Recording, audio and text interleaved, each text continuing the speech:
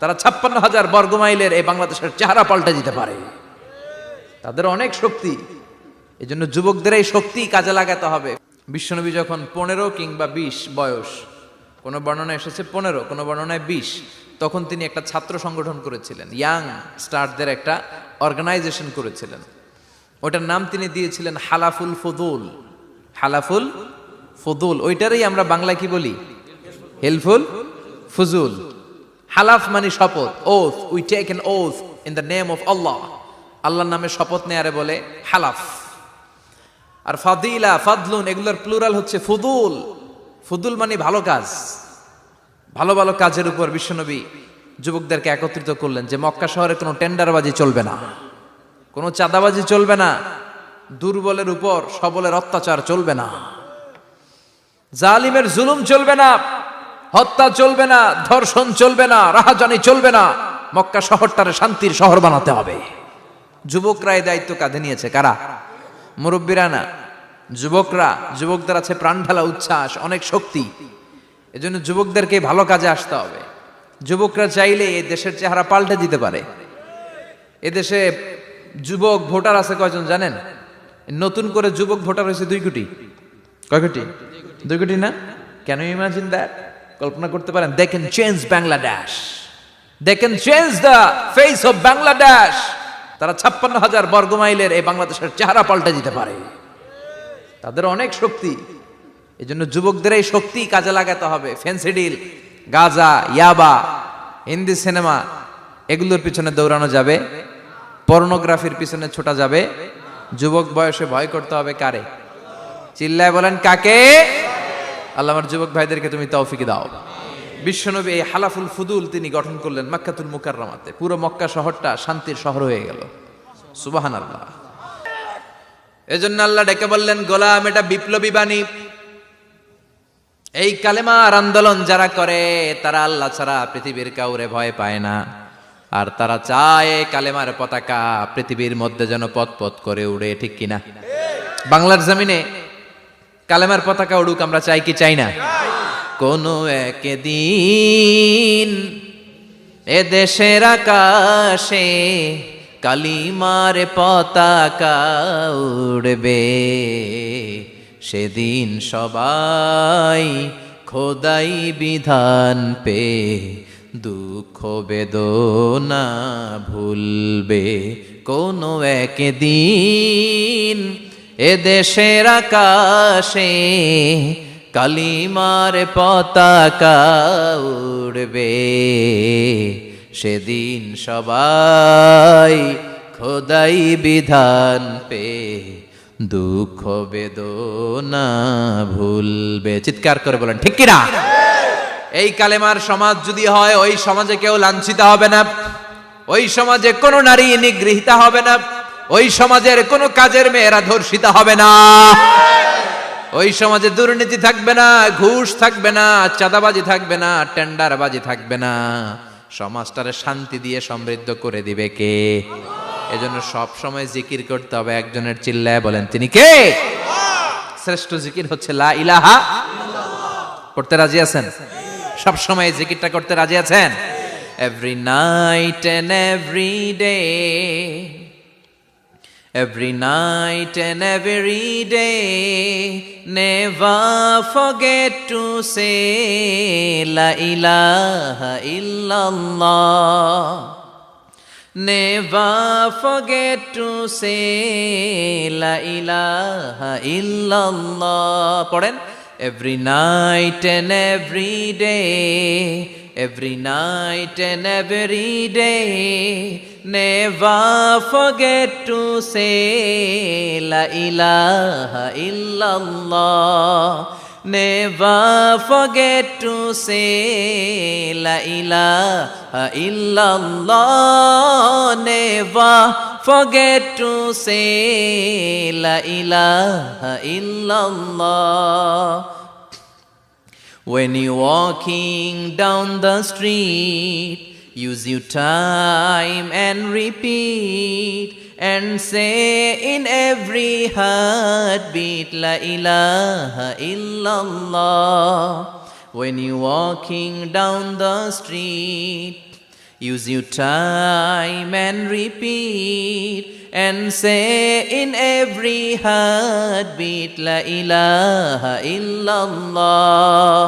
Every night and every day, every night and every day, never forget to say La ilaha illallah. চিল্লায় বলেন ঠিক কিনা? দিনে রাতে যে কোনো মুহূর্তে আমাদের জিহ্বার মধ্যে থাকবে কি? কথা বলেন, জিহ্বায় থাকবে কি? এজন্য বিশ্বনবী বললেন আফদালুয যিকরি লা ইলাহা ইল্লাল্লাহ, আল্লাহর কাছে সবচাইতে প্রিয় জিকির হলো লা ইলাহা ইল্লাল্লাহ। আবার বিশ্বনবী বললেন আহাব্বুল কালামে ইলাল্লাহি আরবাআ, আল্লাহর কাছে সবচাইতে প্রিয় কথা হলো চারটা। কয়টা?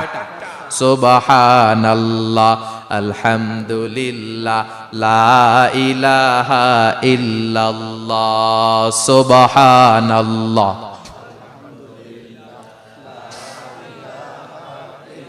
লা ইলাহা ইল্লাল্লাহু মুহাম্মাদুর রাসূলুল্লাহ। সুবহানাল্লাহ পড়েন। চারটা কথা আল্লাহর কাছে সবচেয়ে প্রিয়। একটা হচ্ছে সুবহানাল্লাহ, আর একটা হচ্ছে আলহামদুলিল্লাহ, আর একটা হচ্ছে লা ইলাহা ইল্লাল্লাহ, আর একটা হচ্ছে আল্লাহু আকবার। এই যে শুরুতে তিনটা তাকবীর দিছি, এই তাকবীরটা আল্লাহর প্রিয় কথা যে চারটা, এই চারটার মধ্যে একটা আছে না নাই? আওয়াজ করে পড়েন আল্লাহু আকবার। সবচেয়ে প্রিয় আল্লাহর কাছে এই চারটা কথা। লা ইয়াদুররুকা বিআইয়িহিন্না বাদাতা, বিশ্বনবী বললেন এই চারটার যেটা দিয়ে শুরু করতে মন চায় করো, কোনো সমস্যা নাই। সুবহানাল্লাহ পড়েন। এজন্য ফরজ নামাজের পরে এই তাসবিহগুলো পড়বেন।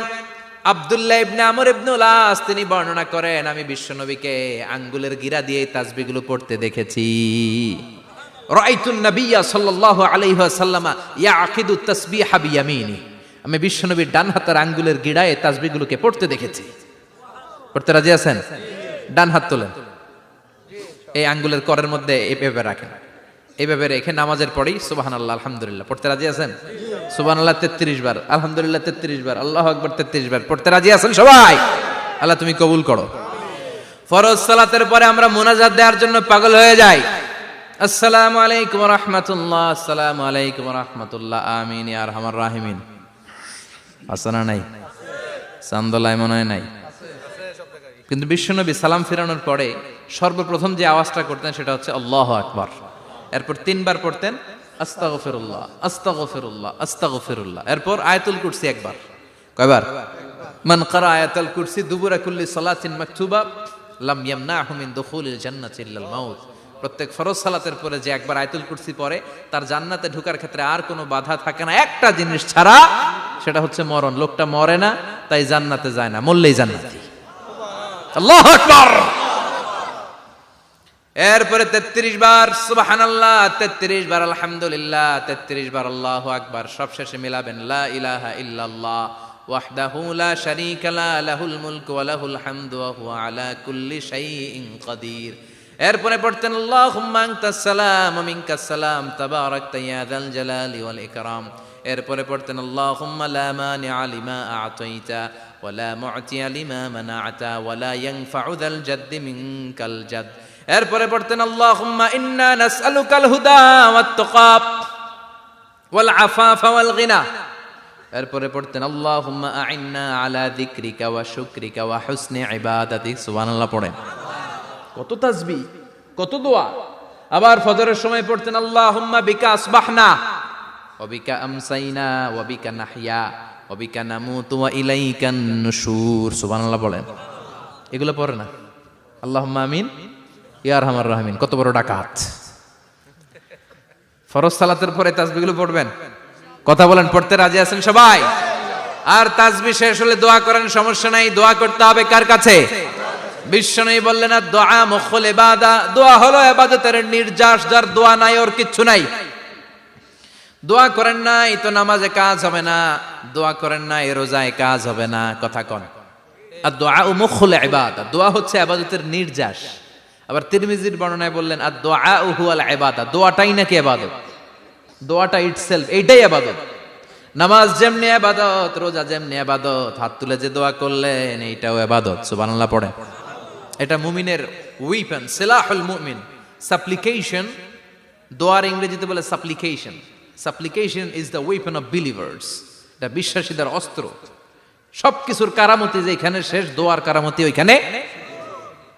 এরকম অনেক শুনবেন, ক্যান্সারে আক্রান্ত, দুরারোগ্য ব্যাধি, বাংলাদেশের চিকিৎসা শেষ, ইন্ডিয়া গেছে, কয় বাঁচবো 3 মাস, কয় মাস, এরপরে 7 বছর বাইসা ছিল।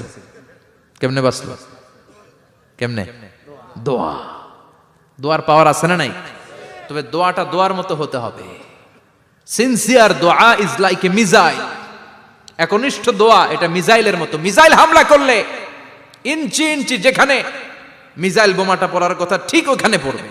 ড্রোন হামলা করলে ঠিক ওখানে, ব্যালিস্টিক ক্ষেপণাস্ত্র নিক্ষেপ করলে লক্ষ্য বস্তু যেমনি ভিত করে, তেমনি দোয়ার মতো দোয়া করলে মুহূর্তেই দোয়া কবুল হয়ে যায়। আমরা দোয়ার মতো দোয়া করতে জানি না, কেমন করে দোয়া করতে হয় আমাদের জানা নাই, এজন্য দোয়াও কবুল হয় না। চিল্লায় কোন ঠিক কিনা? কিন্তু আল্লাহ ওয়াদা দিয়েছেন, উজিবু দাওয়াতাদ দাঈ ইযা, আমার বান্দা দোয়া করলে আমি দোয়া কবুল করি, আমার বান্দা চাওয়া মাত্রই আমি কবুল করে নেই। সুবহানাল্লাহ পড়েন। যত দোয়া আপনি করেছেন সব কবুল, সব, অল অফ ইউর দোয়াজ আর অ্যাকসেপ্টেড, সব কবুল হয়েছে আল্লাহর কসম। অনেকে বলবে হুজুর এটা আবার কি কইলেন, এতক্ষণ তো ভালোই কইতেছিলেন, সব দোয়া আবার কবুল হয় কেমনে? আমি তো জীবনে কত কিছু চাইলাম, কত কিছুই তো পাই নাই। আছে না এরকম? অনেকে অনেক পেরেশান, আফসোস করে, হুজুর চাইলাম আল্লাহ দিল না। 4টা মাইয়া, এবার কাবা ধইরা চাই আইছি পোলার কথা, এটাও হইছে মাইয়া। আছে না নাই? 5টা ছেলে হইছে, মেয়ের জন্য বুকটা হাহাকার। হজে যে আরাফাতের ময়দানে চেয়ে আসলাম, এইবারও হইছে আর একটা পোলা। আছে না নাই? কত কিছু চাইলাম, পাইলাম না, হুজুর দিল না আল্লাহ, বলে না? আপনার সব দোয়া কবুল, তবে কবুল হওয়ার 3টা সিস্টেম আছে। কয়টা? চান্দোলার ভাইয়েরা মনে থাকবে? কয়টা? আপনি যত দোয়া করছেন সব কবুল, কারণ আল্লাহর কাছে কিছু চাইলে আল্লাহ ফিরায় দিতে জানে না, আল্লাহ জানেই না কেমনে ফিরায় দিতে হয়। সুবহানাল্লাহ কোন? চাওয়া মাত্রই আল্লাহ বলে অ্যাকসেপ্টেড, যা কবুল, দিব, দিব না এটা বলতে জানে না, চাওয়া মাত্রই বলে দিব। 3 সিস্টেম। নাম্বার 1, আপনি আল্লাহর কাছে দোয়া করলেন, চাইলেন, আল্লাহ বলে দিব, বলেই তিনি দিয়ে দেন আর আপনি খুশি হয়ে যান, পেয়ে গেলেন। নাম্বার 2, আপনি আল্লাহর কাছে দোয়া করলেন, চাইলেন, তখনও আল্লাহ বলে দিব, তবে এখন না, সবুর, একটু পরে দিব। কখন দিলে আমার জন্য ভালো, আমার চেয়েও ভালো জানে কে? পরে দিবে। নাম্বার 3, চাইলেন, দোয়া করলেন, আল্লাহ তখনও বলে দেব, তবে এখনো না, পরেও না, কিয়ামতের দিন যেদিন বিপদে পড়বে ওই দিন দেব। যেদিন তোর বাবা তোরে চিনবে না, তোর মা তোরে চিনবে না, বন্ধু বন্ধুরে চিনবে না, পীর সাহেব মুরিদরে চিনবে না, মুরিদ পীর সাহেবরে চিনবে না, ইমাম সাহেব মুসল্লিরে চিনবে না, মুসল্লি ইমাম সাহেবরে চিনবে না, কেউ কাউরে চিনবে না। ওই কঠিন দিনে তোরে আমি বাঁচাইয়া দেব। তাই দোয়া যা করছেন ছোটবেলা থেকে আজকে পর্যন্ত, লস হয়েছে না লাভ? লস না লাভ? এজন্য বেশি বেশি দোয়া করার দরকার আছে না নাই? জীবনে যদি কোনো নেক আমল থাকে, ওই নেক আমল দিয়ে যদি আল্লাহর কাছে দোয়া করেন, দোয়া কবুল করে নিবে কে? তবে নেক আমলটা হইতে হবে শুধুমাত্র আল্লাহর সন্তুষ্টির জন্য। প্রত্যেকের জীবনেই কিছু আমল আছে যেটা লোক দেখানো করে, আছে না নাই? আবার কিছু আমল আছে আল্লাহরে খুশি করার জন্য করে, আছে না নাই? কথা বুঝতে পেরেছেন? রাত্রিবেলা যাচ্ছেন, কেউ নাই, রাস্তায় হঠাৎ দেখলেন মসজিদ, পাশে লেখা বড় করে দান বাক্স, পকেট থেকে কচকচে 1000 টাকার নোটটা ওইখানে ঢেলে দিলেন দান বাক্সের ভিতর। কেউ দেখে নাই, দেখছে কে? এটা পৃথিবীর কাউরে দেখানোর জন্য দিছিলেন? এই দানটা আল্লাহর কাছে প্রিয়। গোপন দান আল্লাহর রাগকে কমিয়ে দেয়। সুবহানাল্লাহ বলেন। আল্লাকা সিররুন ইনদাল্লাহ বাইনাকা আনতা ওয়া বাইনাল্লাহ, আল্লাকা সাদাকাতুন তাখফা লা ইয়ালামুহা ইল্লাল্লাহ, আল্লাকা সিররুন ইনদাল্লাহ বাইনাকা আনতা ওয়া বাইনাল্লাহ, আল্লাকা সাদাকাতুন তাখফা লা ইয়ালামুহা ইল্লাল্লাহ। সুবহানাল্লাহ বলেন। আল্লাকা সিররুন ইনদাল্লাহ, তোমার আর তোমার রবের মাঝে এমন কোন গোপন জিনিস আছে নাকি যেটা আল্লাহ ছাড়া কেউ জানে না? তোমার কোনোদিন কোনো গোপন দান আছে নাকি যেটা আল্লাহ ছাড়া কেউ দেখেনি? ওই দানটা আল্লাহর কাছে প্রিয়। চিল্লায় বলেন ঠিক কি না? এরকম কোন গোপন আমল দিয়ে যদি আপনি আল্লাহর কাছে ওসিলা করে দোয়া করেন, আল্লাহ ওই কঠিন বিপদের দিনে এই আমলটা করছিলাম শুধু তোমারে দেখানোর জন্য, এর ওসিলায় বাঁচাও, বাঁচাবে কে?